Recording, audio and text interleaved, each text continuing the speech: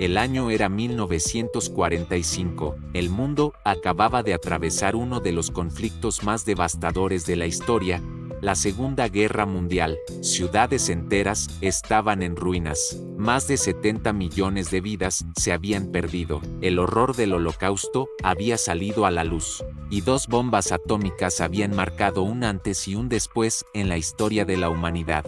La sensación era clara.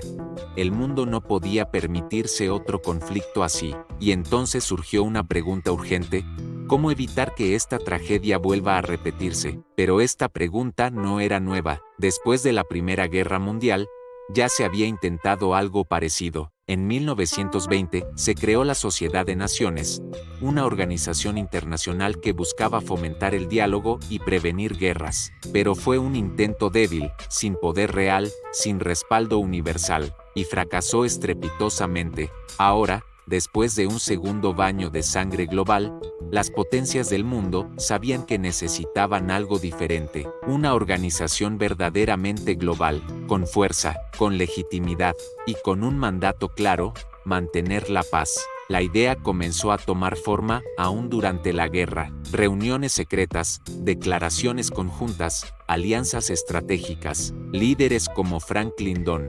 Roosevelt y Winston Churchill entendían que el mundo estaba en una encrucijada histórica, y sabían que lo que se construyera después de la guerra tenía que ser sólido, duradero, y capaz de unir a las naciones en vez de enfrentarlas. En ese contexto, entre escombros, esperanza y diplomacia, comenzó a germinar la semilla de lo que pronto se llamaría la Organización de las Naciones Unidas.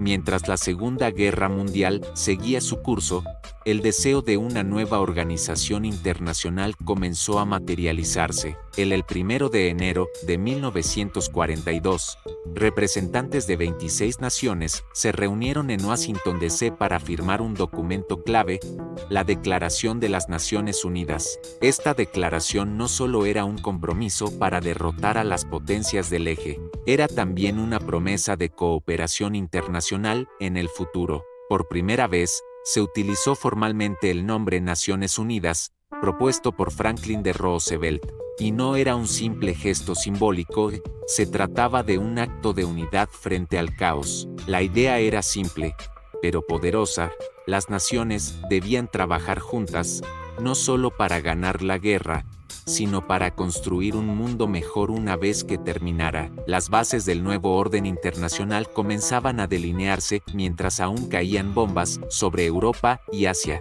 Durante los siguientes años, esta visión se fue fortaleciendo con más encuentros y conferencias. La Conferencia de Moscú en 1943, la de Teherán ese mismo año, y, más adelante, la Conferencia de Dumbarton Oaks en 1944, fueron claves para definir la estructura, funciones y principios de esta futura organización global. Los debates eran intensos. ¿Tendría poder real? ¿Cómo se tomarían las decisiones? ¿Quiénes serían los miembros permanentes? ¿Cómo evitar que el organismo se convirtiera en otro experimento fallido, como la Sociedad de Naciones? Y en medio de ese complejo ajedrez diplomático, se iba gestando lo que muy pronto se convertiría en el organismo internacional más influyente del siglo XX.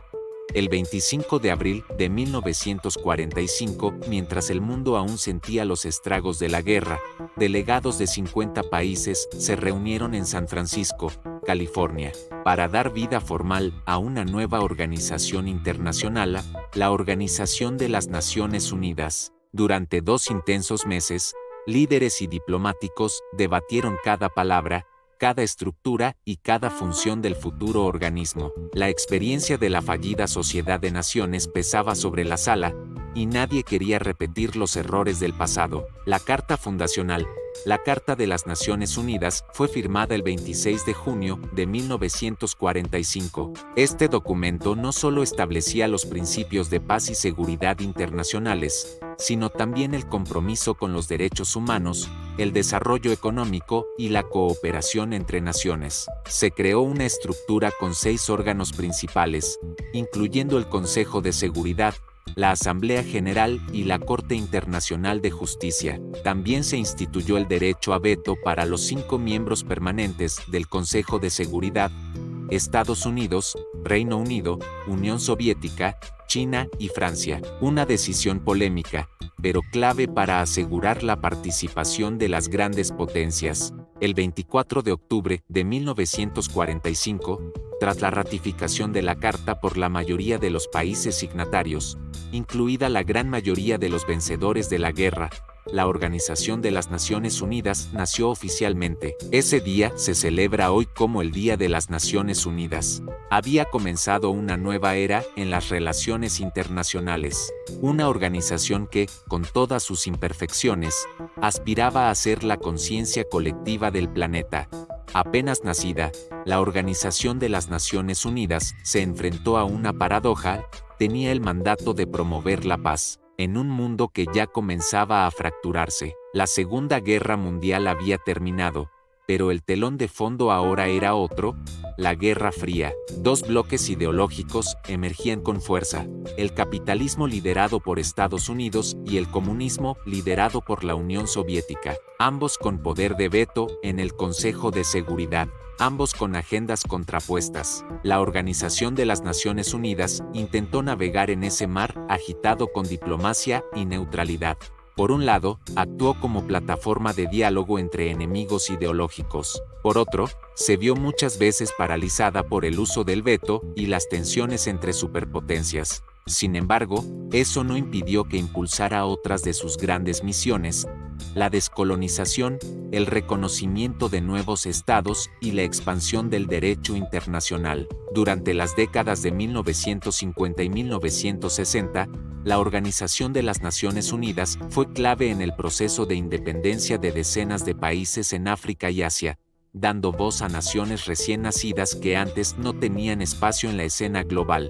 También comenzaron a surgir agencias especializadas como la UNESCO, la Organización Mundial de la Salud y el UNICEF, llevando el alcance de la Organización de las Naciones Unidas más allá de los conflictos bélicos hacia la educación, la salud y la protección de la infancia. Pese a sus limitaciones, la Organización de las Naciones Unidas se convertía poco a poco en un actor indispensable para mantener el equilibrio global, o al menos, intentarlo. A medida que el siglo XX avanzaba, la Organización de las Naciones Unidas tuvo que redefinir su papel en un mundo en constante transformación. Los conflictos dejaron de ser entre superpotencias para convertirse en guerras civiles, intervenciones extranjeras y crisis humanitarias masivas. La organización respondió desplegando una de sus herramientas más visibles: las misiones de paz. Soldados con cascos azules, enviados por diversos países miembros, comenzaron a patrullar zonas en crisis con el objetivo de proteger a civiles, monitorear altos al fuego y facilitar negociaciones. Desde Ruanda hasta los Balcanes, pasando por Timor Oriental y el Congo, estas operaciones enfrentaron enormes desafíos. Algunas fueron exitosas, otras, dolorosos fracasos. El genocidio en Ruanda, de 1994, y la masacre de Srebrenica, en 1995, evidenciaron los límites de la Organización de las Naciones Unidas ante atrocidades masivas. Las críticas llovieron. ¿Era la organización capaz de proteger realmente a los más vulnerables? En paralelo, la Organización de las Naciones Unidas se involucraba cada vez más en temas globales urgentes: el cambio climático, la proliferación nuclear, las pandemias, los derechos humanos y la pobreza extrema. En el año 2000, el mundo vio nacer los Objetivos de Desarrollo del Milenio, una ambiciosa agenda para erradicar la pobreza y mejorar las condiciones de vida en todo el planeta. Aunque los resultados fueron desiguales, marcaron el inicio de una nueva etapa, una Organización de las Naciones Unidas más enfocada en el desarrollo sostenible. Pero los desafíos no terminaron ahí. El siglo XXI traería nuevas crisis y pondría a prueba, una vez más, la relevancia de esta organización internacional. Con el nuevo milenio llegaron nuevos retos. El ataque del 11 de septiembre de 2001 en Estados Unidos marcó un punto de inflexión en la política global. La lucha contra el terrorismo se convirtió en prioridad para muchos países, y la Organización de las Naciones Unidas quedó en el centro de un debate intenso. cómo equilibrar la seguridad internacional con los derechos humanos. Cuando Estados Unidos invadió Irak en 2003, sin la aprobación del Consejo de Seguridad, la legitimidad de la Organización de las Naciones Unidas fue duramente cuestionada. ¿Qué sentido tenía una organización que no podía impedir una guerra tan controversial? Pese a los cuestionamientos, la Organización de las Naciones Unidas siguió evolucionando. En 2015, lanzó una nueva hoja de ruta global, los Objetivos de Desarrollo Sostenible, ODS. Esta vez, el enfoque era más amplio y ambicioso: erradicar el hambre, garantizar la educación, frenar el cambio climático, promover la igualdad de género y mucho más. Todo para el año 2030. Además, la Organización de las Naciones Unidas se enfrentó a una creciente ola de desinformación, populismo y crisis migratorias, mientras el mundo se digitalizaba a gran velocidad. Nuevas amenazas como los ciberataques, las pandemias globales, como la del COVID-19 y el colapso ambiental, empezaron a dominar la agenda internacional. Durante la pandemia, la Organización de las Naciones Unidas jugó un rol clave en la coordinación de respuestas sanitarias, distribución de vacunas y ayuda humanitaria. Pero también quedó claro que su poder depende, y siempre ha dependido, de la voluntad política de los países miembros. La organización seguía viva, pero enfrentaba un dilema existencial: cómo adaptarse a un mundo donde el poder es más fragmentado, las alianzas cambian constantemente y las amenazas ya no son solo militares, sino también invisibles. A lo largo de las décadas, la Organización de las Naciones Unidas ha sido aplaudida, pero también duramente criticada. Muchos la acusan de ser lenta, burocrática y, en ocasiones, ineficaz. Otros afirman que se ha convertido en un espacio donde los intereses de las grandes potencias bloquean decisiones vitales. El Consejo de Seguridad, por ejemplo, ha sido centro de múltiples controversias. Sus 5 miembros permanentes, Estados Unidos, Rusia, China, Reino Unido y Francia, tienen poder de veto. Eso significa que una sola nación puede frenar cualquier resolución, incluso si todos los demás países están a favor. Esta dinámica ha paralizado acciones importantes ante crisis como la guerra en Siria, la invasión de Ucrania o conflictos en África. Además, algunos cuestionan la falta de representatividad.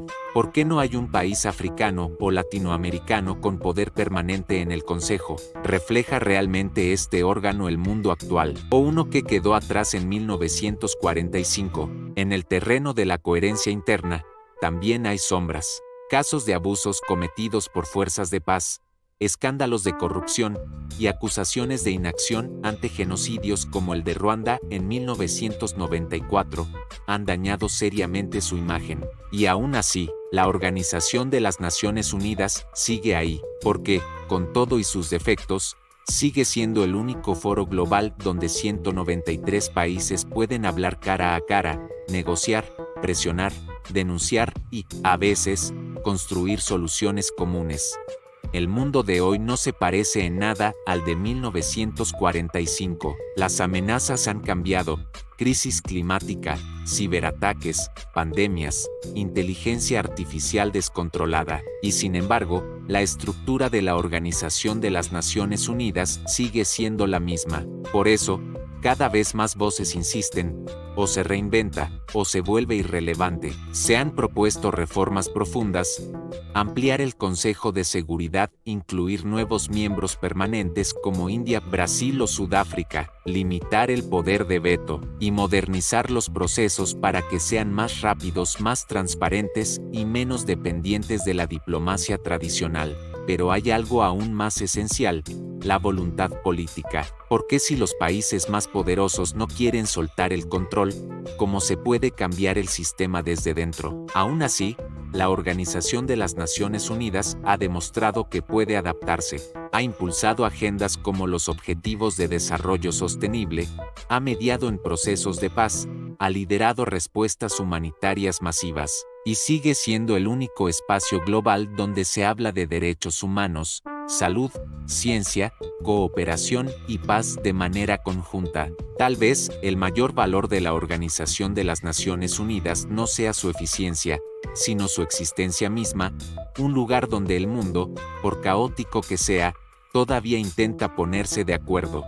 Y así, desde las ruinas de la Segunda Guerra Mundial hasta los desafíos del siglo XXI, la Organización de las Naciones Unidas ha sido testigo y protagonista de la historia global. Con aciertos, fracasos y muchas contradicciones, sigue siendo uno de los experimentos más ambiciosos de cooperación internacional que la humanidad ha intentado.